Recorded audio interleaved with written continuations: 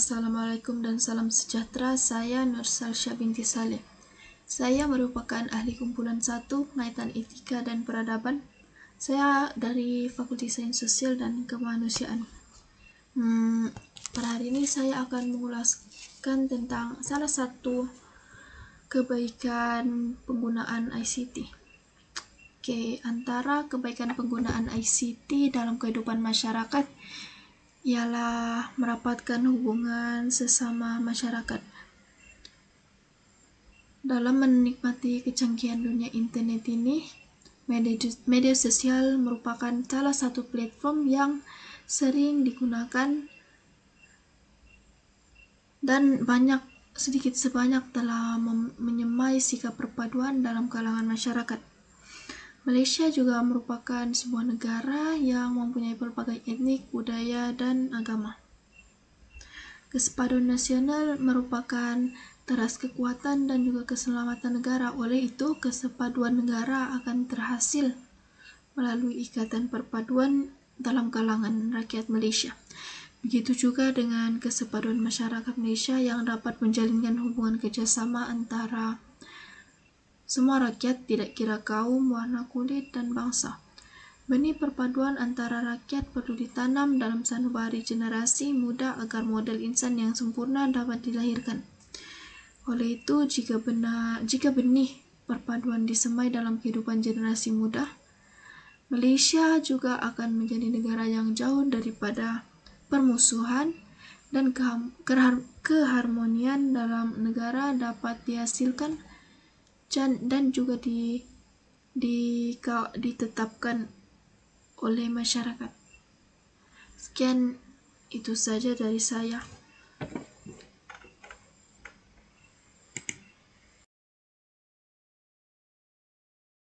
Bismillahirrahmanirrahim. Assalamualaikum dan selamat sejahtera. Saya Muhammad Afif Azmin Hashim. Selain itu, penggunaan ICT juga dapat memberikan kebaikan kepada masyarakat di Malaysia dari segi memudahkan urusan mereka. Tidak disangkakan lagi kita sekarang menggunakan ICT kerana ICT lebih memudahkan urusan kita dalam seharian, dalam kehidupan seharian kita. Kerana tanpa ICT ni, ICT merupakan satu keperluan pada masa sekarang sebab segala-galanya adalah ICT, iaitu dari segi kita pembankan online, dari segi mendapatkan maklumat, dari segi membeli belah, dan dari segi untuk kita beribadah juga. ICT bukan saja untuk urusan duniawi, malah untuk urusan hakiki kita. Sebab kita boleh lihat bahawa ICT telah membuka mata ataupun membuka minda jemaah-jemaah haji untuk menggunakan ICT demi memudahkan urusan mereka di Mekah, kerana segala masalah yang timbul ataupun yang dihadapi oleh jemaah haji boleh diselesaikan melalui mereka boleh berhubung secara langsung dengan pihak tabung haji. Dari segi membeli belah juga kita sangat-sangat berkaitan dengan kita pada masa sekarang sebab kita banyak menggunakan aplikasi Shopee dan Lazada. ICT juga memberi kemudahan kepada kita dalam mencari maklumat. Hal ini sangat berkaitan dengan para pelajar, di mana para pelajar tidak perlu bergantung maklumat daripada artikel, jurnal dan buku-buku untuk mendapatkan sumber rujukan mereka, untuk menjadikan sumber rujukan mereka, kerana di dalam ICT ataupun dengan menggunakan teknologi iaitu internet, mereka hanya perlu akses dalam telefon bimbit ataupun telefon pintar mereka dan search di Google dan mereka terus dapat maklumat. Seterusnya, yang paling ada kaitan dan memudahkan urusan kita iaitu perbankan online. Kita mengetahui bahawa sekarang ini kita tak perlu pergi ke bank untuk selesaikan masalah-masalah ataupun urusan-urusan yang berkaitan dengan keuangan, kerana kita boleh menggunakan aplikasi seperti Maybank To You ataupun Bank Islam Biz untuk berurusan dengan pihak bank secara langsung di atas talian. Hal ini jelaslah bahawa ICT telah memudahkan urusan masyarakat di Malaysia bukan sahaja pada masa kini, dijangka juga akan memberikan kemudahan kepada masa yang akan datang. Baiklah, saya akan teruskan dengan bahagian saya dengan menerangkan penggunaan ICT dapat memantapkan bakat modal insan dalam kalangan masyarakat pelbagai kaum di Malaysia. Jadi, seperti yang kita tahu, modal insan secara takrifnya dia merujuk kepada hasil pengetahuan, kemahiran, sosial, pengalaman dan keupayaan seseorang dalam melaksanakan kerja-kerja berluhurkan ekonomi. Jadi, seperti yang kita tahu, di saat sekarang dunia sekarang mengalami wabak pandemik COVID-19, penggunaan teknologi komunikasi dan maklumat ataupun sinonimnya digelar sebagai ICT amat memainkan peranan penting dalam mendukung aspirasi yang telah diwartakan oleh syarikat-syarikat perbaksikan pembangunan ekonomi selama ini. Jadi dengan itu, saya akan menerangkan mengenai sebab penggunaan ICT dapat memantapkan bakat modal insan dalam kalangan masyarakat pelbagai kaum di Malaysia. Jadi antaranya adalah dia menjadikan work from home sebagai satu perkara yang tidak mustahil. Dalam kita menjalani kehidupan norma baharu ini, sekarang kita lebih fokuskan kepada segalanya daripada rumah. Seperti sekarang kita menghadapi sesi pembelajaran dari rumah. Jadi dengan adanya ICT ini bukan satu perkara yang mustahil untuk dilaksanakan, memandangkan kita boleh berhubung antara satu sama lain walaupun di mana-mana sahaja kita berada. Selain itu, sebab lainnya pula adalah meningkatkan kebolehan para pekerja dalam mengukuhkan introspeksi komunikasi dalam konteks interpersonal. Dan akhir sekali, mencetuskan dinamik inovasi dalam memudahkan penstrukturan ekonomi secara digital. Sekian. Assalamualaikum warahmatullahi taala wabarakatuh dan salam sejahtera. Saya Nafara Risha binti Bobby Iskandar dari Kumpulan 1 ingin membentangkan isi yang seterusnya, iaitu meningkatkan ekonomi serta pembangunan negara. Media sosial telah menjadi satu platform yang sering kali diguna pakai oleh masyarakat pada masa kini untuk menjana pendapatan mereka serta dapat malah meningkatkan lagi pembangunan negara.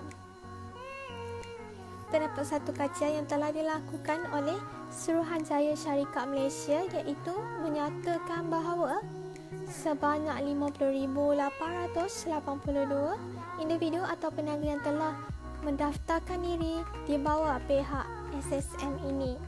Hal ini telah memberikan satu impak yang positif kepada masyarakat serta negara kerana melalui media sosial, masyarakat dapat menjana pendapatan mereka. Ramai juga golongan muda turut cuba menceburkan diri dalam bidang perniagaan secara dalam talian ini.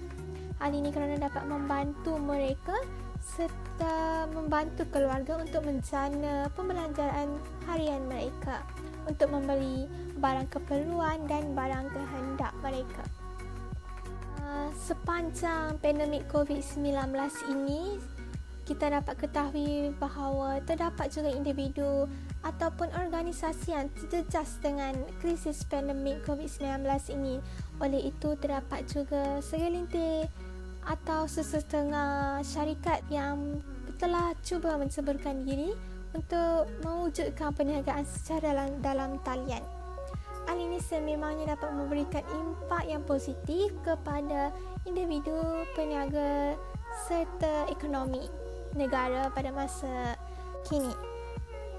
Oleh itu, pendapatan bukan sahaja dapat dijana daripada di luar seperti berniaga, malahan teknologi maklumat dan komunikasi ini juga dapat membantu masyarakat untuk menampung ekonomi mereka serta pendapatan dan sekaligus dapat meningkatkan pembangunan negara.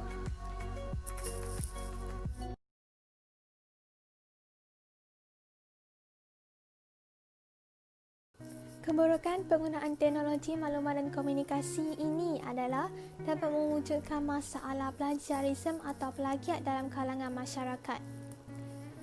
Masalah plagiarisme ini dapat seringkali dilihat dalam kalangan pelajar kerana dapat menjimatkan masa mereka dan tidak memerlukan masa untuk memikirkan maklumat untuk dimasukkan dalam sesuatu kajian atau tugasan. Menurut Random House Compact Dictionary 1955, plagiarism ini adalah satu peniruan daripada karya asal dan digunakan semula untuk karya sendiri. Sekiranya plagiarism ini terus-menerus berlaku, terutama dalam kalangan pelajar, hal ini akan dapat menjejaskan masa depan pelajar tersebut kerana grade pelajar atau markah pelajar dalam keputusan peperiksaan mungkin ditahan atau dikurangkan. Terdapat juga satu undang-undang yang telah termaktub dalam Perundangan Malaysia iaitu Akta Hak Cipta 1987. Sekiranya individu tersebut didapati bersalah melakukan masalah plagiarism ini, individu tersebut dapat dikenakan denda dengan tidak melebihi RM25,000 atau penjara tidak lebih 3 tahun atau kedua-duanya sekali. Oleh itu, cubalah sedaya upaya kita mengelakkan diri daripada terjebak dengan masalah plagiarism ini kerana dapat menjejaskan masa depan kita sebagai masyarakat Malaysia. Kepada suatu masyarakat tersebut yang melakukan masalah plagiarism ini, sewajarnya kita mencuba mencari idea serta maklumat tersebut dan tidak menggunakan 100% maklumat yang telah diberikan atau yang telah terdapat di dalam teknologi maklumat dan komunikasi ini. Dan dari segi masalah plagiarism ini juga dapat mewujudkan lagi satu sikap yang tidak baik dalam kalangan masyarakat, iaitu wujudnya sikap malas dalam diri individu tersebut. Segeralah dan sedaya upayalah kita untuk cuba mengelakkan diri daripada terjebak dengan masalah plagiarism ini. Penggunaan ICT memberikan banyak kebaikan kepada masyarakat di Malaysia. Namun, ICT juga mampu memberikan keburukan dalam kehidupan masyarakat di Malaysia. Antara keburukannya adalah menggunakan kos yang tinggi. Negara Malaysia tidak terlepas dalam penggunaan harian internet. Mengikut kajian dikeluarkan oleh pihak pengumpulan data KASPR, Data House yang berpangkalan di Australia menunjukkan Malaysia merekodkan jumlah kedua tertinggi di dunia penggunaan data harian sejak April 2020. Pandemik wabak COVID-19 telah mengubah keadaan negara Malaysia. Semua pekerjaan dan pembelajaran perlu menggunakan ICT. Sekolah-sekolah di Malaysia terpaksa ditutup untuk sementara waktu bagi mengurangkan kadar jangkitan. Tetapi, kerajaan tidak mengabaikan sistem pelajaran, malah menggunakan norma baru iaitu e-learning. Bukan semua lapisan masyarakat dapat memanfaatkan penggunaan ICT seperti pembelajaran. Guru-guru yang melonjak usia masih terkial-kial untuk menggunakan kemudahan ini, tetapi seharusnya mengeluarkan kos yang tinggi bagi membiayai kadar internet untuk meneruskan pembelajaran. Bayangkan satu kelas dalam 1 jam, guru tersebut mempunyai 3 kelas sehari. Bukankah ini menggunakan kos yang tinggi? Seterusnya di sini kita boleh melihat dalam kajian kerajaan, 40% daripada rakyat Malaysia tergolong dalam golongan B40, iaitu gaji di bawah RM4,860 Malaysia sebulan. Oleh sebab ini, penggunaan ICT dalam golongan rakyat agak membebankan mereka untuk mendapatkannya. Contoh di sini yang kita boleh kaitkan ialah penggunaan harian internet. Internet memberikan impak yang sangat tinggi terhadap sesebuah negara. Yang kedua, golongan rakyat B40 sangat terkesan dan terbeban kerana memerlukan kos untuk meneruskan pekerjaan dan pembelajaran dari rumah. Mereka memerlukan telefon pintar ataupun komputer riba, malahan memerlukan internet yang sangat pantas supaya tidak ketinggalan apa yang dikecapi. Bagaimana dengan golongan yang tidak mampu untuk mendapatkannya? Mereka dalam keadaan berisiko sama ada dibuang kerja atau ketinggalan pelajaran yang sangat penting. Oleh sebab ini, kebanyakan rakyat di Malaysia mengalami tekanan perasaan kerana tidak mampu untuk mengeluarkan kos yang tinggi. Akhir sekali, bagi ibu bapa mempunyai anak yang melanjutkan pelajaran institut pelajaran tinggi, mereka memerlukan komputer riba bagi memudahkan mereka untuk melaksanakan tugas yang diberi. Hal ini membebankan ibu bapa kerana komputer riba memerlukan kos purata harga RM1,000 paling murah untuk mendapatkannya. Bagaimanapun, pelajaran amat penting dalam hidup seseorang manusia. Nelson Mandela pernah berkata, pendidikan adalah senjata paling mematikan di dunia kerana dengan pendidikan anda mampu mengubah dunia. Kesimpulan yang dapat dibuat, ICT sememangnya memberikan banyak kemudahan kepada masyarakat, tetapi keburukan juga perlu difikirkan supaya kehidupan masyarakat tidak terjejas. Salah satu keburukan penggunaan ICT dalam kalangan rakyat Malaysia ialah kurang produktiviti kerja. Assalamualaikum dan salam sejahtera. Saya Nur Faiza binti Roslan, nombor matriks BA20160859. Arus perkembangan penggunaan ICT yang semakin luas memberi impak yang besar dalam kalangan rakyat Malaysia. Kewujudan ICT mampu membuatkan sektor pekerjaan di Malaysia bertambah maju. Namun begitu, kewujudan ICT telah menyebabkan muncul sekelompok pekerja yang agak kurang produktiviti semasa bekerja. Kita sedia maklum, penggunaan ICT dalam pekerjaan juga melibatkan penggunaan beberapa aplikasi seperti WhatsApp. Ini merupakan peluang kepada golongan pekerja yang agak kurang profesional menggunakan aplikasi tersebut untuk urusan pribadi. Hasilnya, kerja yang dilakukan tidak berkualiti dan memberi kerugian kepada syarikat. Syarikat terpaksa membuang sesetengah pekerja untuk menyelamatkan syarikat dan ini boleh menimbulkan rasa tidak puas hati dalam kalangan pekerja kerana mereka perlu menanggung akibat yang bukan dilakukan oleh mereka. Dan ini boleh menimbulkan pergaduhan dan perpecahan kaum. Selain itu, penggunaan ICT yang semakin berkembang memberi perubahan yang besar dalam sektor ekonomi. Banyak syarikat mula menggunakan teknologi canggih untuk kemajuan dan hal ini menyebabkan berlaku perubahan besar dalam struktur kerja para pekerja.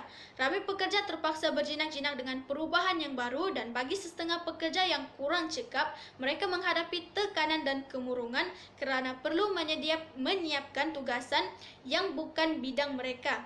Menurut kajian penyedia insurans hayat dan kesihatan terkemuka AIH Berhad menunjukkan hasil kajian, Malaysia terjejas dengan kehilangan produktiviti di tempat kerja disebabkan kehadiran dan ketidakhadiran yang produktif dalam kalangan pekerja. Hasil tinjauan menunjukkan 50.2% pekerja menghadapi tekanan. Seterusnya, penggunaan ICT yang semakin berkembang telah mewujudkan teknologi canggih seperti mesin dan robot. Teknologi ini secara perlahan-lahan mendominasi sektor pekerjaan yang seharusnya dilaksanakan oleh tenaga manusia. Masalah ini bertambah buruk apabila kerajaan bergantung kepada tenaga luar berbanding tenaga kerja tempatan. Kumpulan menengah rendah secara perlahan-lahan akan terjejas dalam sektor ekonomi. Mereka akan berdepan kesulitan untuk mencari peluang pekerjaan kerana ada sesetengah majikan yang mencari pekerja mengikut ilmu pengetahuan dan kreativiti masing-masing. Adapun pekerja yang tinggal hanyalah tukang pembersih, tukang sapu dan sebagainya. Dan masalah ini bertambah buruk apabila sesetengah majikan mencari pekerja mengikut status perkauman. Hal ini boleh menimbulkan pepercahan kaum. Natijanya, masalah ini dapat diselesaikan dan dimanfaatkan sekiranya dilaksanakan dengan seimbang. Barulah kemajuan dapat dicapai sekaligus membentuk masyarakat Malaysia yang maju dan bersatu padu. Selain itu, antara keburukan penggunaan ICT dalam kesepaduan masyarakat di Malaysia ialah wujudnya jenayah cyber. Jenayah cyber merupakan suatu bentuk perlakuan jenayah yang menggunakan peranti elektronik dan biasanya dilakukan secara atas talian oleh seseorang atau sekumpulan individu.